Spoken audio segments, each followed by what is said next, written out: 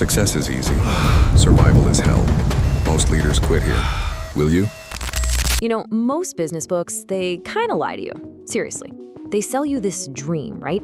This fantasy of easy formulas and 7 simple steps to wild success. They paint this perfect picture.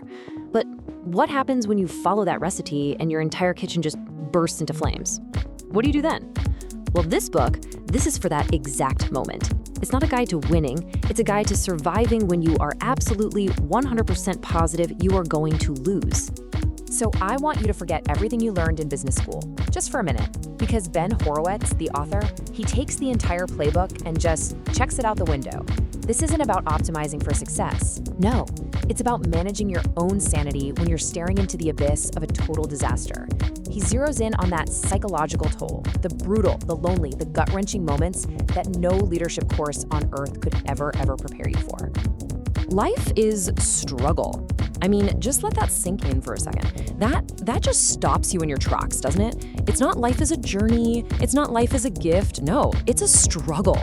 That single sentence is like the price of admission for this book. It tells you right up front that we are not dealing with feel-good, fluffy platitudes here. We are getting into the real, the raw, and yeah, the often painful truth of what it actually takes to build something from nothing. Okay, so here's our game plan, our path through the fire. We're gonna start with the man himself, from his communist to capitalist roots, which is a wild story, believe me. Then we are diving headfirst into the very core of the book, what he calls the struggle. From there, it gets tough. We'll confront the agonizing reality of how to fire your friends before embracing the total chaos where the first rule is no rules. After that, it's all about looking inward to know your own psychology before we finally get to the end of the beginning. This is our map through the gauntlet. Let's do it. So, part 1, from communist to capitalist. Look, to really get why Horowitz's advice is so radically different, you have to understand where the guy came from. And trust me, it is not the background you'd expect for a legendary Silicon Valley venture capitalist. It's the key to his entire philosophy. So get this, he's the son of a known communist growing up in Berkeley, California. I mean, we're talking the absolute polar opposite of a corporate capitalist upbringing. And there were these 2 moments from his youth that really forged him. First, there's the story where he stood up to a bully who was picking on his friend. He was terrified, but he did it anyway. And that's where he learned, the courage isn't about not being afraid, it's about acting in spite of it. Then he joins the high school football team, which was totally unheard of in artsy Berkeley.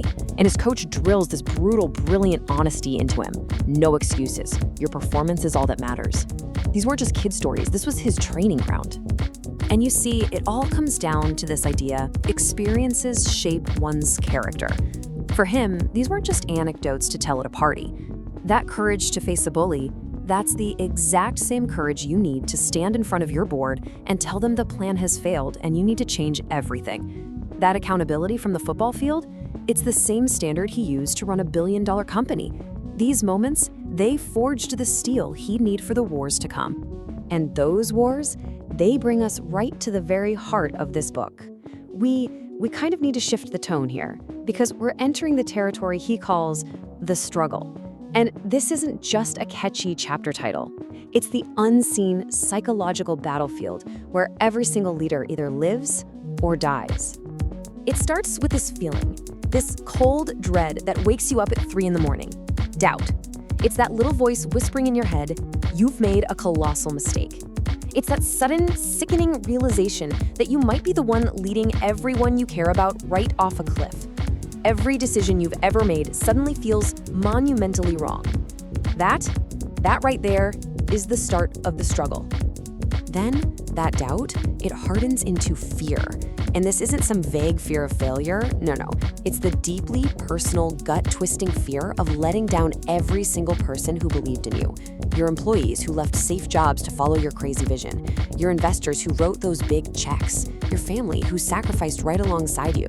It's this constant heavy weight in your gut that just never, ever goes away.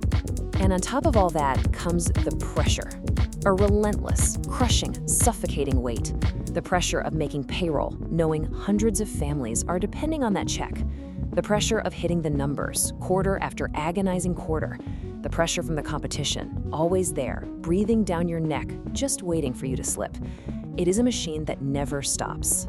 And all of this, it culminates in one of the hardest parts of all, this profound loneliness. You're surrounded by people all day long, but you are utterly alone with the doubt, the fear, and the pressure. You have to be the unshakable leader, the one with all the answers, especially in those moments when on the inside you are screaming and you have absolutely no idea what to do next. It is an isolation that nothing can prepare you for. Wow, this one really hit me. The struggle is when you wonder why you started the company in the first place. Just think about that for a second. This is the core of it. He's not talking about a bad quarter or a software bug. He's talking about a full-blown existential crisis. It's that moment the dream you poured your entire life into becomes a nightmare, and all you want to do is wake up. That's not a business problem, that's a state of mind. And this slide, it perfectly captures the emotional whiplash of the whole thing. As a CEO, you live at the extremes. There is no middle ground. One minute, you've landed a huge client and you feel this pure, untouchable euphoria. I mean, you're on top of the world. 5 minutes later, an email dings. Your biggest competitor just launched a killer new feature, and bam, you're plunged into absolute heart-pounding terror. Your entire world swings from victory to doom in the time it takes to read a single sentence. That is the real job.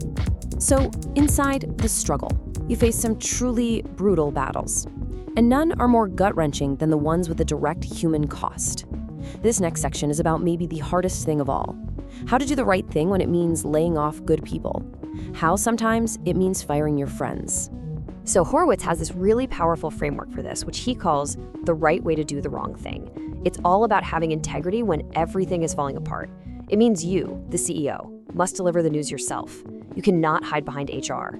You owe your people the truth, delivered face to face.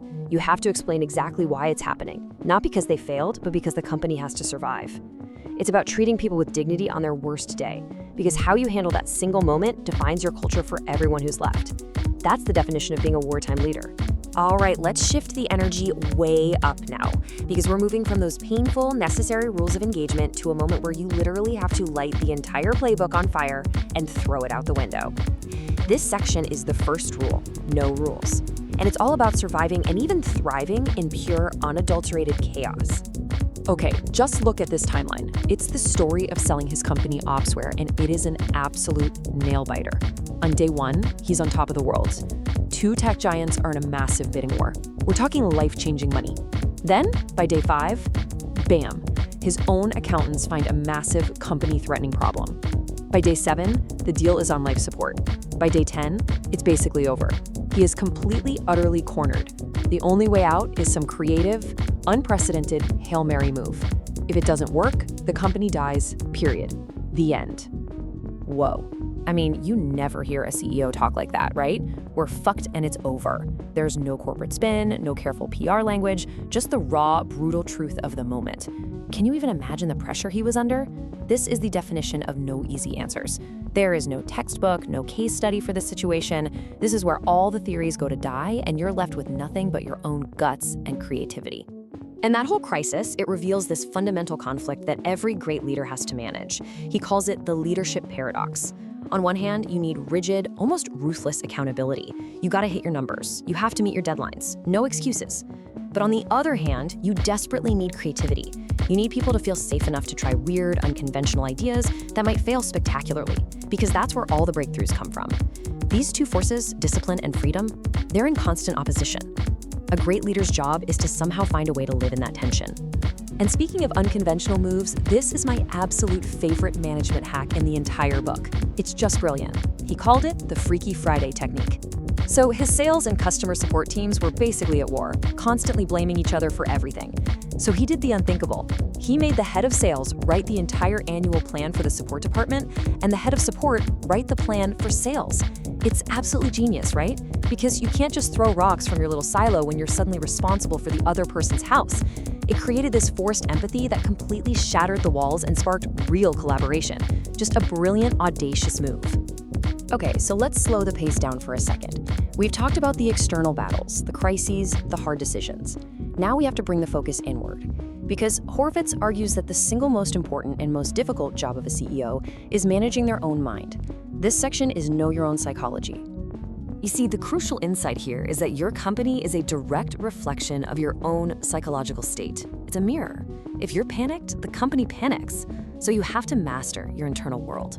That means learning not to take failure personally. It's not an indictment of your worth, it's just data.